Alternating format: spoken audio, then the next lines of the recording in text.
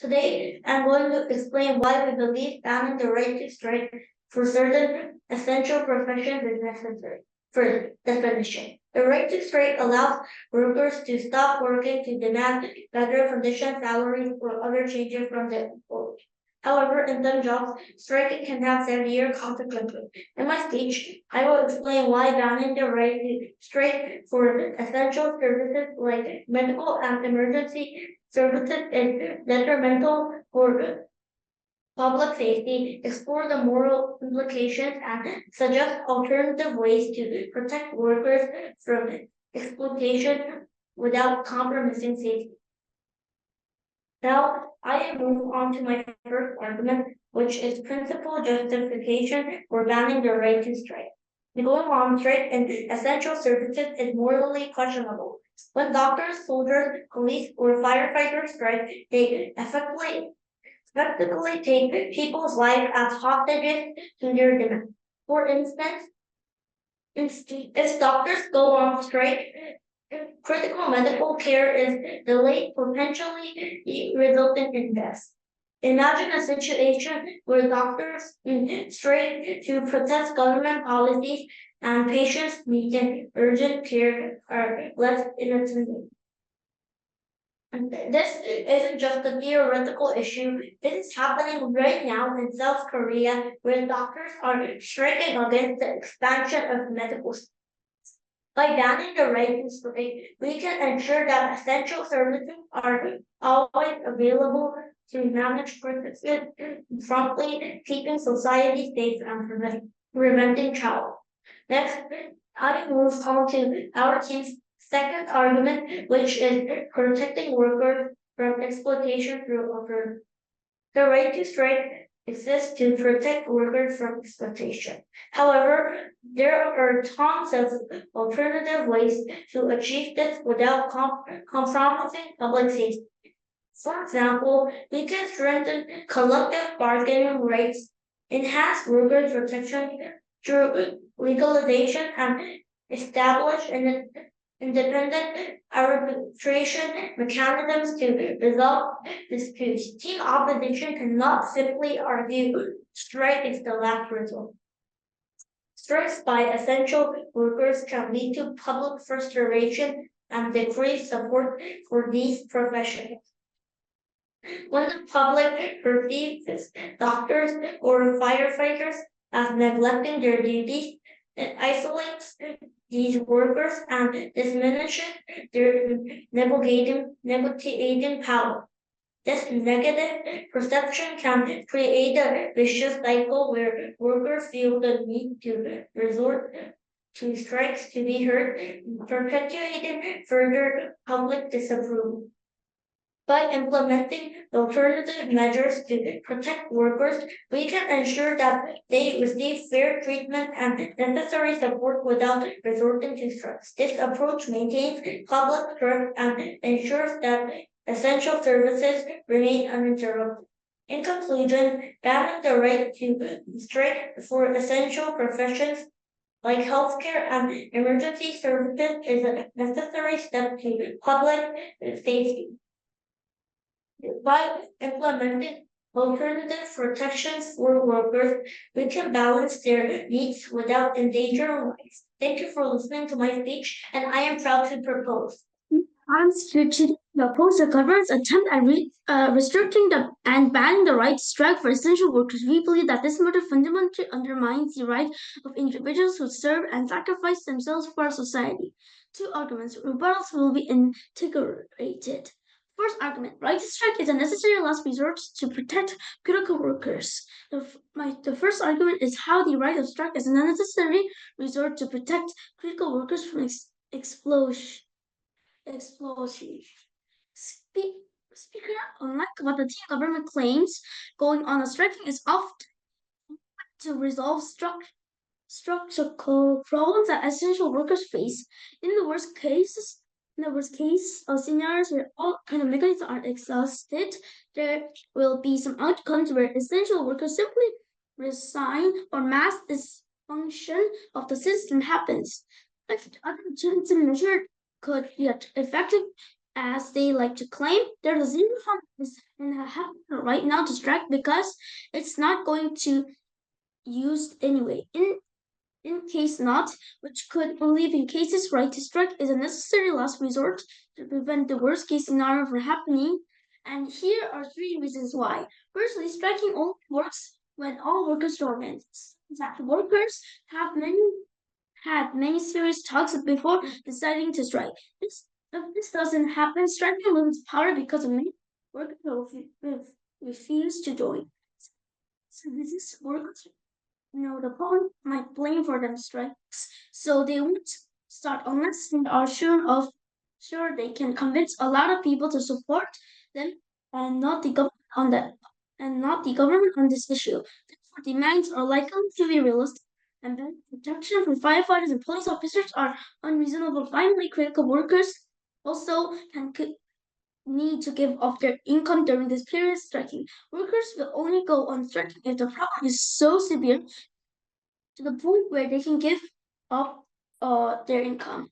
This means that the right to strike is a last resort worker like deciding, even risking everything we outlined above. An explosion or explosions like the poor working conditions firefighters face where safety become unbearable, which of not any more workers will use this as a last resort. This argument is also rebuttal to their argument of public harm and safety concerns at the same time. But if it uses as last resort only over for a period of time, on the unique instances, public harms that they talk about could be mitigated. The impact of this argument is clear. Some problems are best understood by the workers themselves. Working condition and structural issues are the best comprehended by professionals who can lead to positive changes that will not lead to better services in long term as well. Argument 2. Principal right and democracy. My second argument is a fundamental argument. I want to discuss why banning the right to strike violates fundamental rights and citizens, particularly under the principle that everyone should be granted fundamental democracy right. Three layers of analysis. First democracy is about more just than voting. I want to discuss why ban the principle that everyone has to be granted fundamental democracies. Three layers of analysis. First, democracy is more than just voting. It includes a rank of right and freedom that allows people to take part in the running country. First, important freedom is right to protest. Democracy means people need different ways to express their concerns, challenge policies, and influence decisions. The right way to strike is a key part of this democracy principle. Secondly, taking away the right to strike forces an unfair choice and rules independence making decision making without the right to strike. The government is essentially saying have to obey me or just quit. Since it is not easy for these workers to find another job, this choice is unfair and this is not democratic. Thirdly, there are the most important stakeholders.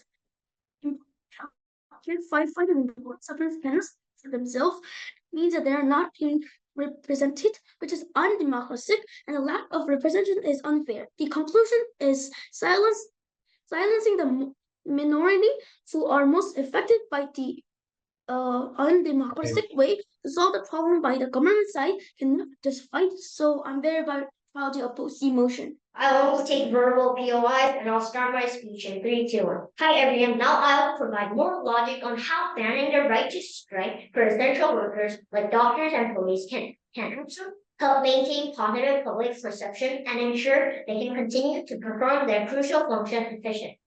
Let me first make rebuttals against the other. Firstly, it says that right to strike is essential for protecting workers from exploitation. In our second argument, we suggested other ways to solve the problem, like better laws for employers, support from organizations, and using arbitration methods. We also gave real-life examples from Germany and Canada where these methods work well. The opposition can't say these ideas won't work without explaining why. They need to show that striking is still needed. So their methods, like the right to strike, is important for blue-collar workers because their jobs are hard, and employers often think that they can easily replace them. And doctors and police officers are hard to replace because they need a lot of education and training. So this argument doesn't stand. Now moving on to our second rebuttal about to My second rebuttal is toward Leader of Opposition's second argument about right to strike is a democratic right that everyone deserves. It ensures better democracy and gives essential workers the power to set decisions. However, this is irrelevant because it's actually the opposite of what you're saying. Letting essential workers strike means democracy.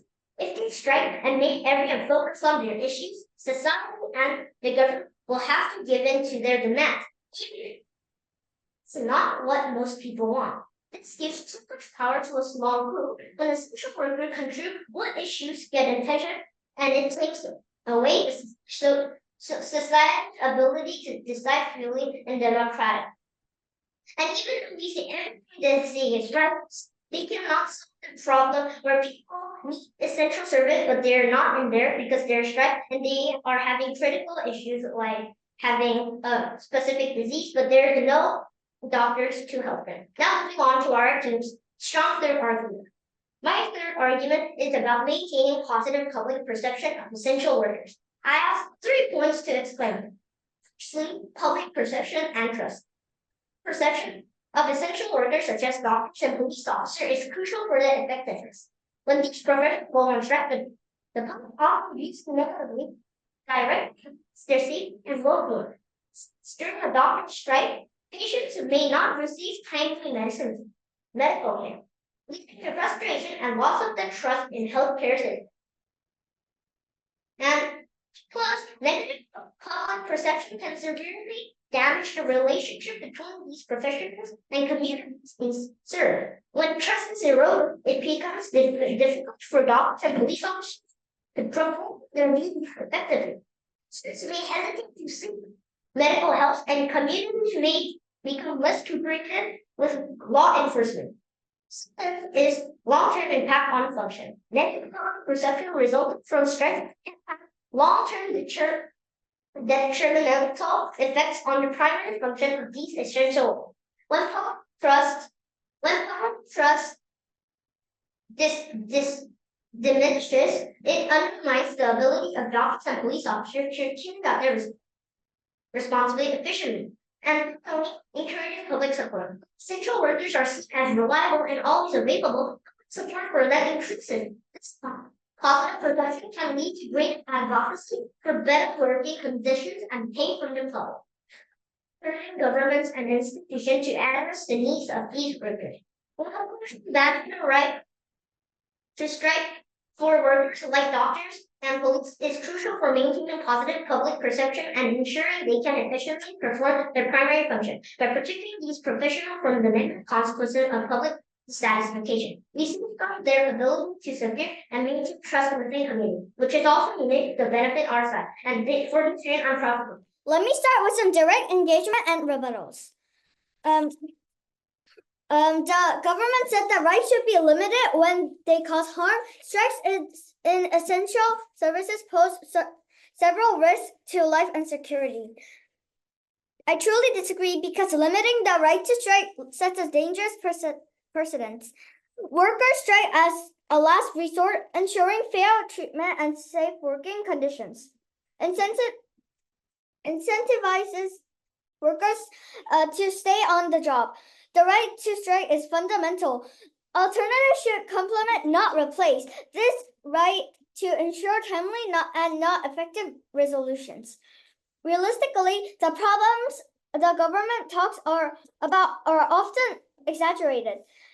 If it's only used as the last option for a short time to get the government negotiate the short term of inconvenience is something we can handle. The harms are not malintended and will be kept to minimum.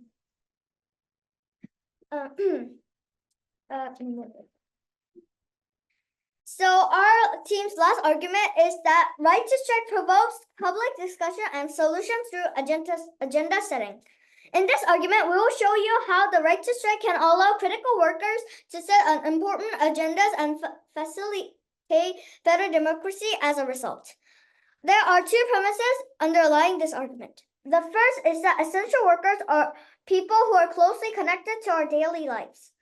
Doctors, police officers, and firefighters are the pillars of our civil society necessary for maintaining security and peace.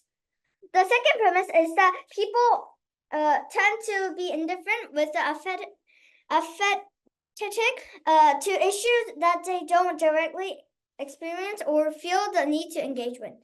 The problem here is that we have become so familiar with the critical services that we take them for granted, let alone take interest in the problems they face.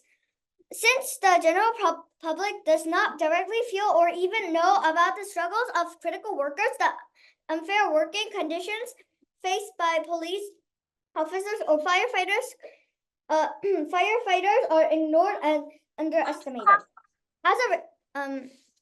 I rejected. As a result, these issues remain outside the public's concern, and politicians who are aware of the general public's votes do not feel incentivized to address them. Strikes are the only and the most powerful mechanism to change this structure. Even without going into a strike, the critical workers declaring that they have to go on a strike compels the entire society to be educated about these agendas. Moreover, the media will focus heavily on this as they have an incentive to cover issues that attract the most public interest. As the media covers these issues more, people will pay more attention to media BS, leading to public discourse and discussion online, spreading awareness that issues that would otherwise go unnoticed. This is how the right to strike sets the agenda and facilitates democratic discussion. Project post. My name is Yechan Shin, and as the number one speaker, I will be presenting three main classes and talk about our role future. However, I would first like to remember that Yellow's argument about essential workers will go on a strike only as a last resort for extremely important agendas.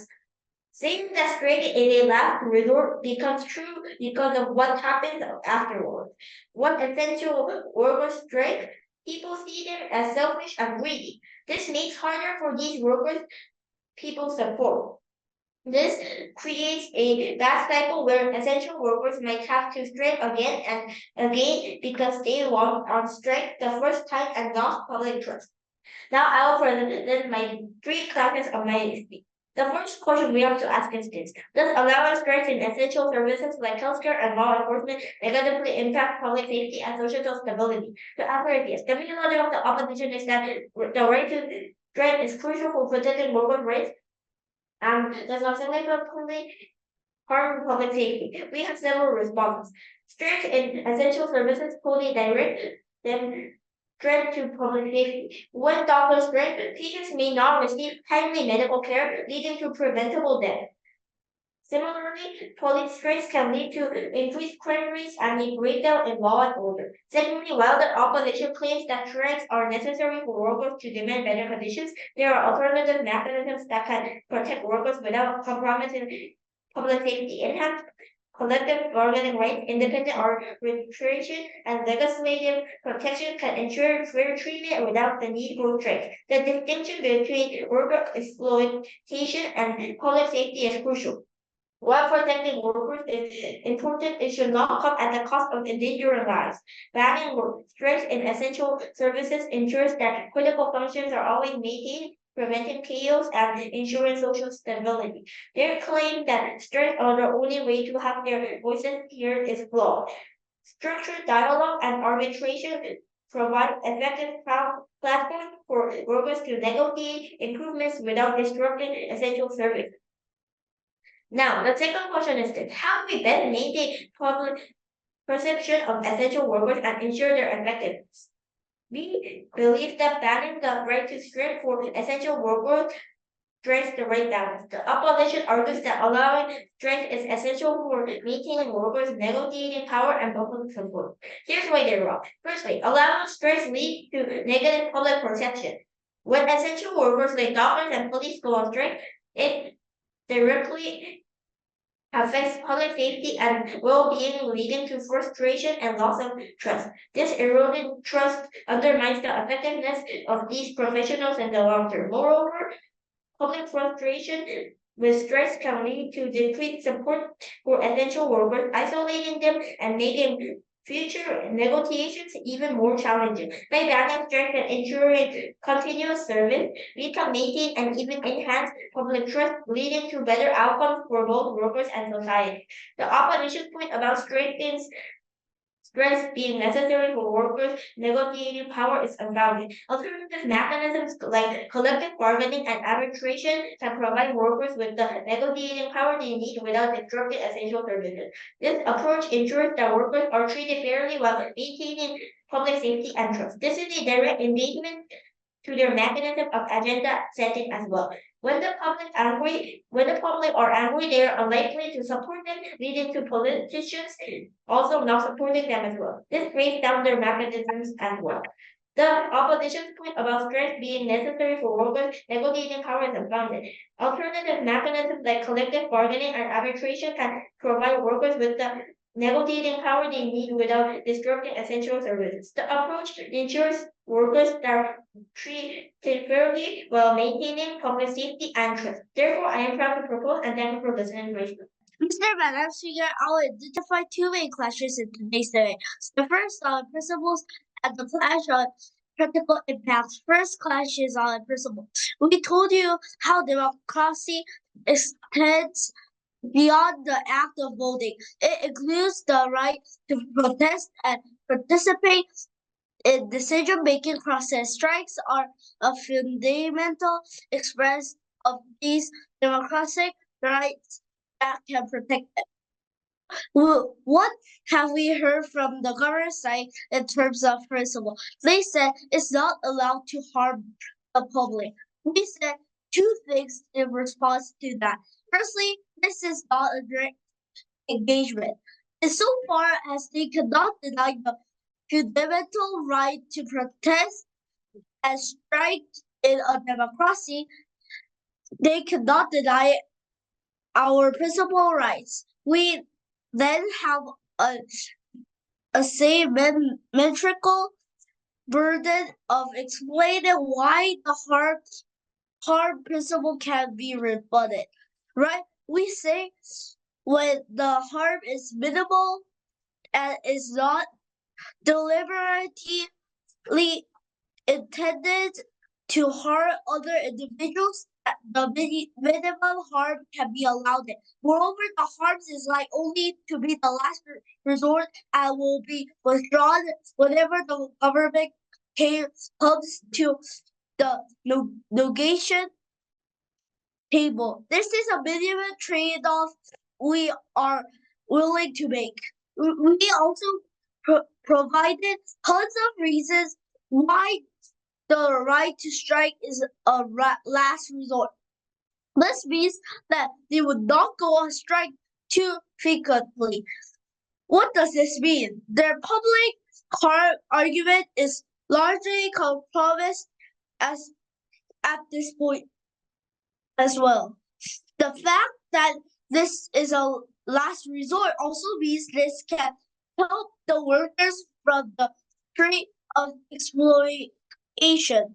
Firefighters and guarantee safety and having to ratify poor cooperation in case of death.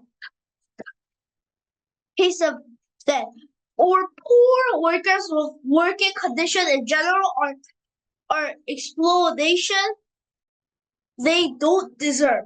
On this, all we heard was there are other ways known that they couldn't provide any comparable solutions, or Elo told you how strikes would not be used frequently because of the nature of the act of striking. The government team irresponsibly provides no mechanism for change or for addressing the power imbalancing. Secondly, on practical impacts, they argue constantly how the public will be harmed for short period of time. We say when essential workers are enraged and satisfied with their working condition to the point of strike. The quality of the service at inferior. The government perspective is short-sighted. Poor working conditions and inequality resources can lead to burnout and high turnover among essential workers, ultimately degrading the quality of public services, which we introduce as the worst case scenario. This is why the motion falls. Thank you. Honorable Judge, Team Opposition strongly believes that we should not prevent critical services from striking. Therefore, today I'll be summarizing this whole debate to show you why opposition takes this debate home. Our team's first argument was right to strike is a necessary last resort to protect critical workers from exploitations. This argument is true because critical services workers know the public might blame them for strike, so they won't start unless they are sure that they can convince a lot of people to support them and not the government on this issue. Our team's second argument was principle right in democracy. Democracy is about more than just voting. It includes a range of rights and freedoms that let people take part in running the country. One of these important freedoms is the right to protest. Our third argument was right to strike provokes discussion and solution through agenda setting. The problem here is that we have become so familiar with the critical services that we take them for granted, let alone take interest in the problems they face. Since the general public does not directly feel or even know about the struggles of critical workers, the unfair working conditions faced by police officers or firefighters are ignored and underestimated. Ladies and gentlemen, the other team was trying to prove that we should prevent critical services from striking. However, they failed to get adequate analysis on why their points are true. In contrast, our team was able to fully prove that we should not prevent critical services from striking. For these reasons, we take this debate home. Thank you. Judge, how do you want to think a world where essential workers went to strike? People would suffer because essential workers are just necessary. So without them, it is so dangerous because essential workers are there for a reason. They are there to help people in emergency situations.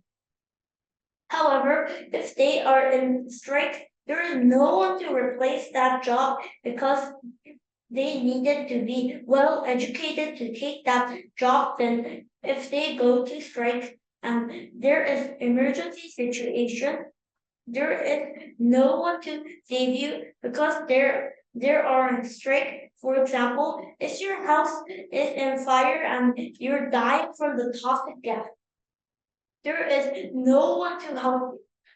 And the most important thing in public is health and safety.